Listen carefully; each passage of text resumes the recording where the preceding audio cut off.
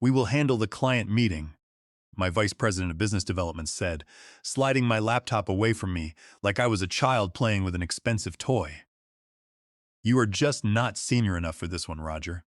The way Bradley Henderson smiled when he said it, that patronizing little twitch at the corner of his mouth, made my stomach knot. 7 months of research, 4 weeks of sleepless nights, my vision, my database strategy, my slides, and now I was being erased. I nodded and swallowed the familiar lump in my throat as I watched Bradley and Cynthia Thorne, who had contributed absolutely nothing to this database optimization proposal, walk into the glass conference room carrying my work under their arms like it was theirs. They did not even change the footer with my initials. "I am Roger Miller, and I am 49 years old." Before today, I thought I understood how the corporate world worked. Before I continue this story that still makes my hands shake when I tell it, I want you to think about whether you have ever had someone take credit for your hard work. Trust me, you will want to see how this ends. 4 years ago, I joined Centric Systems as a senior database architect. I came with 22 years of specialized experience in database infrastructure optimization and system performance engineering. The kind of expertise that makes most people's eyes glaze over at dinner parties, but makes companies millions when it is implemented correctly. It is not glamorous work, but it is incredibly valuable. What nobody tells you when you are climbing the corporate ladder is that at a certain point, it stops being about your technical skills and starts being about who is in what executive circle. I was never in Bradley's circle. Bradley Henderson, our vice president of business development, played golf with our chief executive officer. He wore expensive custom suits and had that silver-haired, polished look that made the executive assistants giggle. What Bradley did not have was any actual understanding of data infrastructure or query optimization. Not that it stopped him from presenting on it. The $10,400,000 Ironwood Logistics account was not just another client. It was the client. The one that would put our mid-sized technology firm on the national map. It would determine bonuses, promotions, and probably a few firings. Centric Systems had been chasing Ironwood Logistics for 4 years before I arrived, with zero success. That was until I identified the fundamental flaw in their current replication system. It was a subtle, complex inefficiency that was costing them approximately $4,200,000 annually. I found it buried deep in their operational logs, the kind of problem you only spot if you have spent decades learning what anomalies to look for in transaction patterns. "This is good, Roger. Really good," my immediate supervisor, Cynthia Thorne, had said when I first showed her my findings several months ago. "Let us develop this further before taking it up." I trusted Cynthia. She was the director of data management, the one who had hired me. She knew what it was like to be underestimated. For 7 months, I lived and breathed the Ironwood Logistics proposal. I skipped my sister family gathering. I worked through a severe stomach flu that had me keeping a plastic trash can under my desk. I developed the entire database analysis, built the implementation strategy, created financial projections, and designed a transition plan that minimized downtime while maximizing query speeds. Last week, when we got word that Ironwood Logistics' entire executive team, including their notoriously hard-to-impress chief technology officer, wanted an in-person presentation, the office erupted. "Great work, team," Bradley announced in our department meeting. "Cynthia and I will finalize the presentation strategy. We need our absolute best foot forward here." I nodded, waiting for my role to be defined. I would be presenting the technical database architecture sections. Obviously, the questions would be complex and highly specific. They would need someone who understood the partitioning rules. But the meeting ended without my name being mentioned. Later that afternoon, Cynthia stopped by my desk. Her face already told me everything. "Bradley thinks we should keep the presentation team to vice president and director level only," she said quietly, looking down. "It is an image thing, Roger. You know how it is." "But it is my analysis," I said, trying to keep my voice steady. "How will they address technical questions about the partition key and query latency?" Cynthia looked uncomfortable. "I will be there to handle those," she said. "You have walked me through everything, and I have got your slides." Bradley feels strongly about this. "And you? How do you feel about this, Cynthia?" I asked. She did not answer. She just squeezed my shoulder and told me that my time would come. The morning of the presentation, I arrived early. Cynthia had asked me to be on standby in case they needed to call my desk. We both knew it was a token gesture. I watched from my desk as the Ironwood Logistics executives arrived. Bradley greeted them in the lobby with his smooth charm. Cynthia stood slightly behind him, smiling professionally. They disappeared into our largest conference room, the one with glass walls, so everyone could see but not hear what was happening inside. My presentation, all 78 slides of my work, sat printed in leather portfolios. My name was nowhere to be found. 10 minutes into the meeting, I watched Bradley gesturing enthusiastically at my slides. He looked confident, pacing back and forth in front of the large display screen, speaking with that polished executive cadence that had won over smaller clients in the past.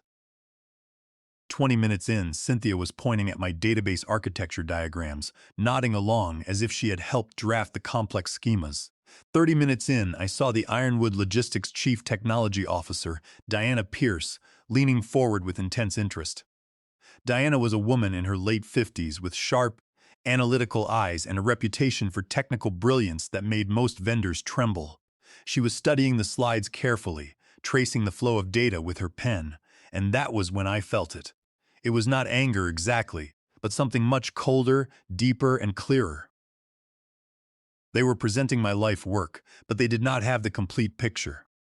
I had made a calculated decision 4 days ago, right after Cynthia confirmed I would be excluded from the meeting. I had removed the most critical technical specification from the implementation section. It was the proprietary data partitioning key and transaction locking algorithm that made the entire high-performance database solution viable. Without that specific mathematical optimization, the database would suffer massive query latency and write locks under high volume, failing the stress test that Ironwood Logistics required. Only I knew how to configure that partition key. Only I understood the mathematical logic behind it. It was not documented in any file on the company's shared drive. I had told myself it was for security reasons, to protect proprietary code, but sitting there watching them take credit, I knew the truth. This was my insurance policy. It was my guarantee that at some point they would have to acknowledge my existence. The algorithm lived only inside my head. 40 minutes into the presentation, I saw it happen. The body language in the conference room shifted abruptly. Diana Pierce was asking a question. Her face went from curiosity to concern, then to outright confusion. Bradley's confident smile faltered. His mouth opened, but no words came out as he gestured vaguely toward the screen. Cynthia was flipping through the printed leather portfolio, frantically, her fingers scrambling over the pages. Then, everyone in the conference room turned their heads in unison. Looking out through the glass walls directly at me, my desk phone did not ring, but my personal phone lit up with a text message from Cynthia. The text read, "Conference room now." My heart hammered against my ribs as I stood up. My coworkers watched me with curious, silent expressions as I walked the longest 30 feet of my career. I straightened my dark gray blazer, took a deep breath, and pushed the heavy glass door open. "Ah, here he is," Bradley said, a tight, artificial smile on his face that did not reach his cold eyes. "Roger is one of our senior technical team members who helped compile some of the database metrics." Some of the database metrics. Not the entire architecture, just some metrics. Diana Pierce, the chief technology officer, looked directly at me. Her gaze was intense and focused. "Mr. Miller, your colleagues seem unable to explain the specific database partition key and transaction locking schema that would prevent data corruption during the high-volume transition phase," she said, tapping the printed handout on the table. "The concept is outlined in these slides, but the actual mechanism is entirely missing. Without it, this entire database proposal is theoretically interesting, but practically worthless to our enterprise." The room went completely silent. Bradley's face flushed a deep red. Cynthia looked at me with an expression that sat somewhere between a desperate plea and pure panic. This was the moment I had been planning for, even if I had not admitted it to myself. I could save their reputation, or I could be completely honest. I could play the quiet corporate game, or I could flip the board. I walked over to the table and took a seat directly across from Diana Pierce. I did not sit at the side, and I did not stand awkwardly by the door. I sat right where the work belonged, forcing Bradley to shift his chair back to make room for me. The database partitioning algorithm is not included in the slides, I said, my voice calm and steady, because it is a highly proprietary 9-step process that combines specialized data verification protocols with a tiered indexing method.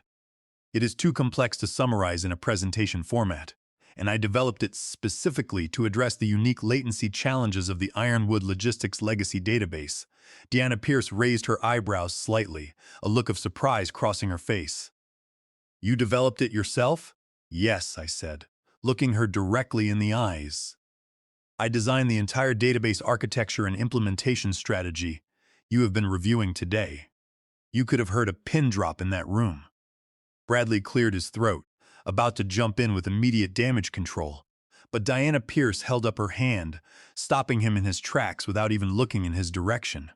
Perhaps, she said, keeping her eyes locked on mine, you should walk us through this database algorithm, Mr. Miller. For the next 25 minutes, I explained the technical core of my database design. I stood at the large whiteboard, drawing flow diagrams of the staging area, mapping out the write lock prevention methods, and outlining the partition boundaries. I answered increasingly specific questions from Deanna Pierce and her lead database administrator. With each detailed answer, I saw understanding and relief in their eyes. They were finally talking to the database architect who actually understood the data model and could solve their multi-million-dollar performance issues. Bradley and Cynthia sat in uncomfortable, heavy silence.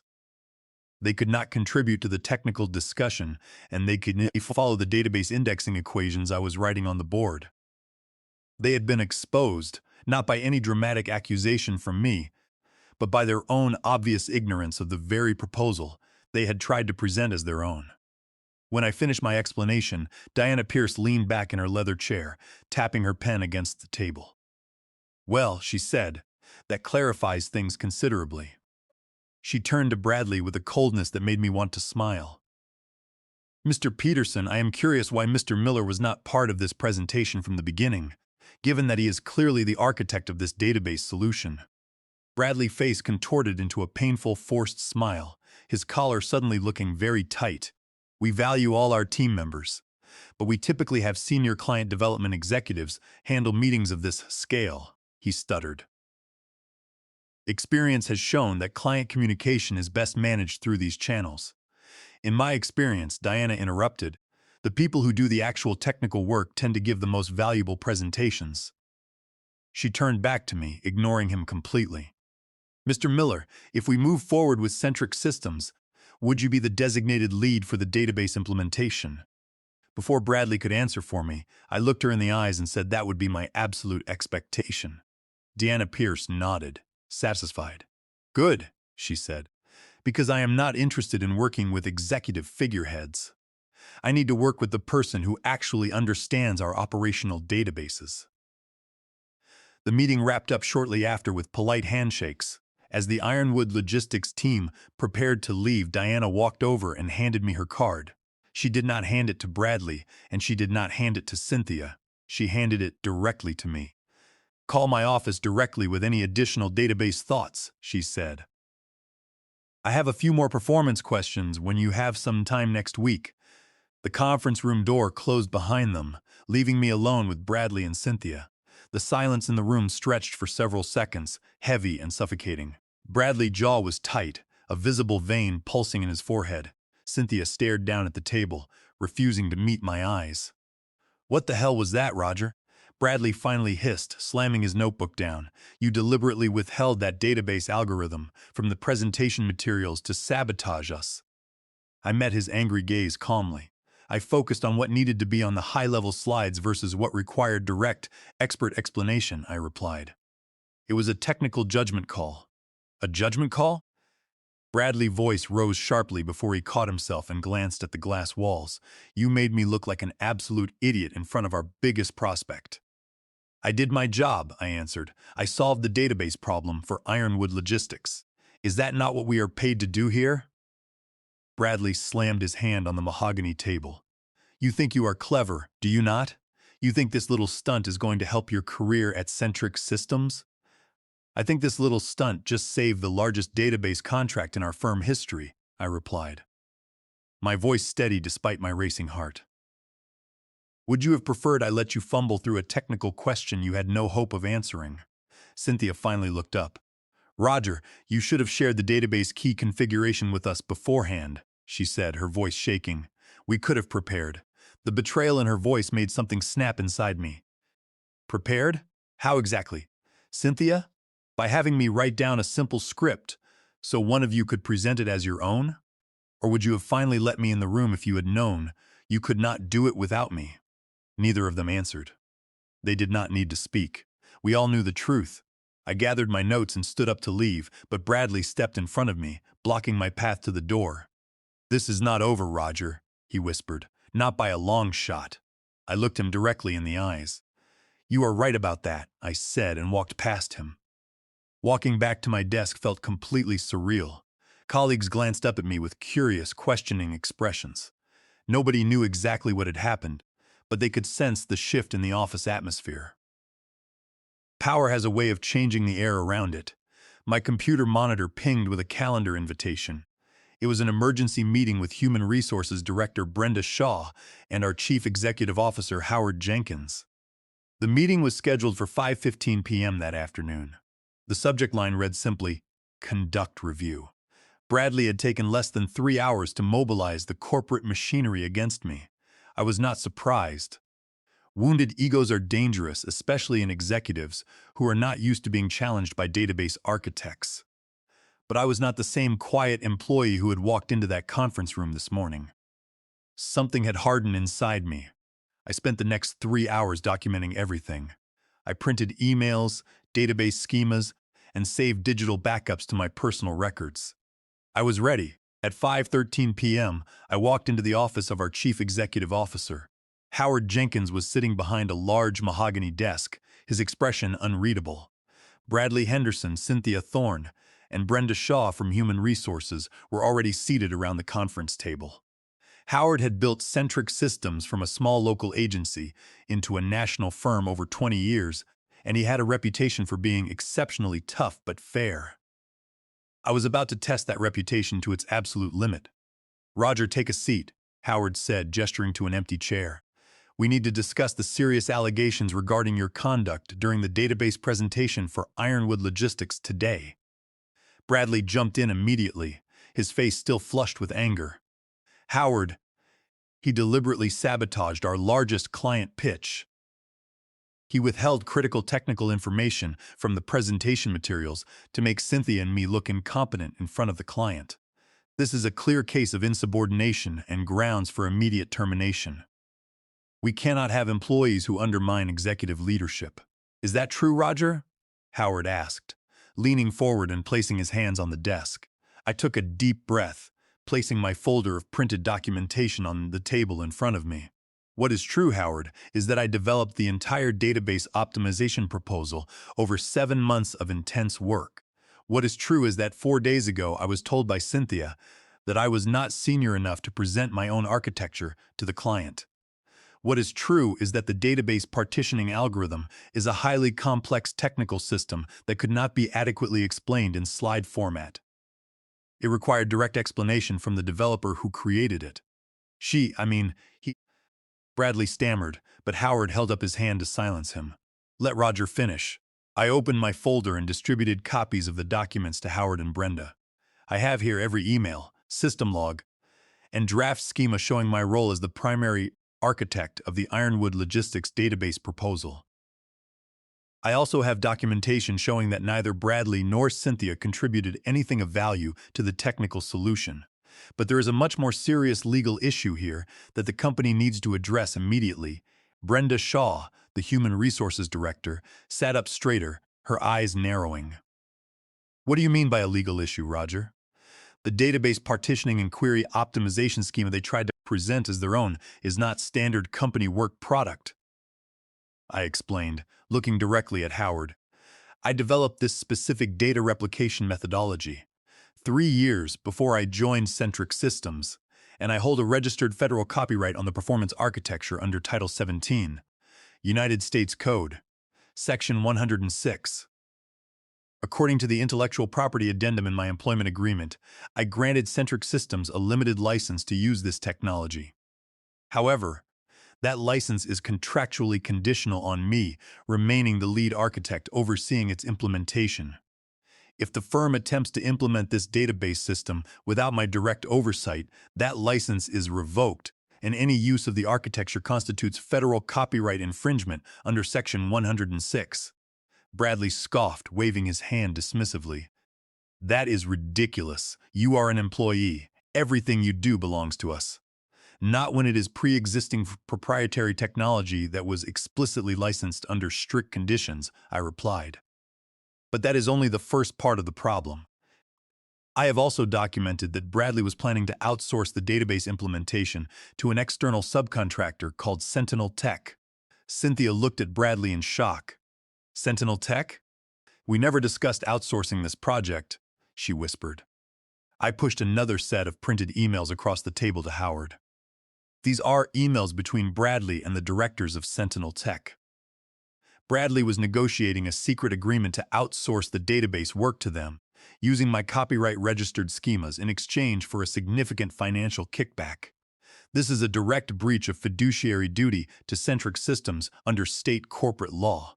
He was willing to risk a federal copyright lawsuit against this company just to line his own pockets with client money. Brenda Shaw gasped, quickly grabbing the email printouts. Howard's face went completely dark as he read through the messages. The room became deathly quiet, save for the sound of Bradley's heavy breathing as his composure completely shattered. "This is a lie," Bradley whispered, though his eyes darted frantically around the room, looking for an escape. "These emails are fabricated. They are retrieved directly from the corporate mail server logs, which I archived before Bradley could delete them," I said calmly. Howard leaned back in his chair, his eyes fixed on Bradley. "Brenda, has the Chief Technology Officer of Ironwood Logistics reached out since the presentation ended?" Brenda nodded slowly, her face pale. "Yes, Diana Pierce sent an email to my office an hour ago. She stated that they are prepared to sign the $10,400,000 contract, but only on the condition that Roger Miller is designated as the primary technical contact and lead architect for the database implementation. She specifically noted that they have no confidence in Bradley or Cynthia's ability to support the project." Howard looked at Bradley, then at Cynthia, and finally at Brenda. "Bradley, Cynthia, Brenda, leave the room. I need to speak with Roger alone." The look of absolute shock and defeat on Bradley's face as he stood up was worth every single sleepless night of the past 7 months. He and Cynthia walked out of the office in stunned silence, leaving me alone with the chief executive officer. Howard Jenkins studied me in silence for what felt like an eternity. He looked at the copies of the emails outlining Bradley's kickback scheme, then back at me, a mixture of anger and exhaustion showing on his face. "That was an incredibly risky move you made today, Roger," he said, his voice quiet. "Intentional omission of database schemas from a client presentation could have destroyed our credibility." "It was not a game to me," I replied, keeping my voice steady. "It was my career. Taking credit for other people's work is what raises real concerns, Howard. Centric Systems has developed a culture where technical talent is systematically excluded and silenced by executives who play golf instead of understanding the database architectures we build." A faint smile appeared on Howard's face. "You are not backing down, are you?" "No," I said simply. "I am not." Howard leaned forward, resting his elbows on the desk. "Here is what is going to happen. You are going to lead the database implementation for Ironwood Logistics because, frankly, we do not have another option. Diana Pierce made that very clear. You will report directly to me on this project, bypassing Bradley and Cynthia entirely. If you deliver what you promised, if you secure that $10,400,000 contract and execute it successfully, we will restructure the entire database division. But if you fail, this conversation becomes very different. Understood?" "Understood," I said, standing up. "I will deliver." The next morning, the corporate hammer fell. Bradley Henderson was escorted from the building by security. His contract terminated immediately for gross misconduct and breach of fiduciary duty. Howard did not want to risk a federal copyright lawsuit over Sentinel Tech. Cynthia Thorne was quietly reassigned to a minor administrative role in another department, where she had no access to client proposals and could no longer steal the work of actual database engineers. Over the next month, I built a new technical implementation group from scratch. I recruited Toby Finch from the development department and 3 other talented database analysts who had been ignored for years. We worked directly with the client, ensuring there were no middle managers filtering our communications or taking credit for our work. 6 weeks into the implementation, Diana Pierce requested a private video conference with me. "Roger," she said, when the connection established, "I have reviewed your database optimization logs. The performance gains are outstanding." "Thank you, Diana," I replied. She smiled slightly. "I will be blunt, Roger. Ironwood Logistics is highly impressed with your database expertise, but we remain concerned about the support structure at Centric Systems. We want to include a clause in our contract stating that if Centric Systems fails to properly support your implementation, we have the right to hire you directly as a consultant to ensure database continuity." I sat back, stunned. It was the ultimate safety net. It meant I had a parachute, a career exit that Bradley could have never dreamed of possessing. With that leverage in hand, I scheduled a meeting with Howard and the company legal counsel, Linda Frost. The negotiations were intense, but by the end of the afternoon, we had reached a new agreement. I was promoted to Technical Director of Database Architecture, reporting directly to the Chief Executive Officer. I received a significant raise, and most importantly, I negotiated a performance bonus equal to a percentage of the Ironwood Logistics contract value. Linda Frost warned Howard that it set a dangerous precedent, but Howard simply replied that rewarding the creators of actual value was the only way Centric Systems would survive. 6 months later, I sat across from Diana Pierce in the Ironwood Logistics headquarters. We were reviewing the results of the first phase of the database deployment. The query latency had decreased dramatically, and their operational savings had actually exceeded our initial estimates by 7%. "I am impressed, Roger," Diana said, closing her folder. "Your team delivered exactly what was promised." My team. The words still felt new, but they were mine. I had built a group of engineers who respected each other, shared credit, and focused on solving complex technical challenges rather than playing political corporate games. That evening, I stood on the balcony of my apartment, looking out at the city lights. I thought about how differently my life would have been if I had stayed quiet, if I had allowed Bradley to walk into that room with my slides and erase me. One small decision to remove that database schema from the presentation deck had changed the entire course of my career. It was not out of malice, but out of a refusal to be invisible. Sometimes, the best revenge is not escaping the corporate system that tried to diminish you. It is transforming it into a system that recognizes your true worth. If you are reading this and you have ever been sidelined, know that you have more power than you realize. You just have to be brave enough to use it.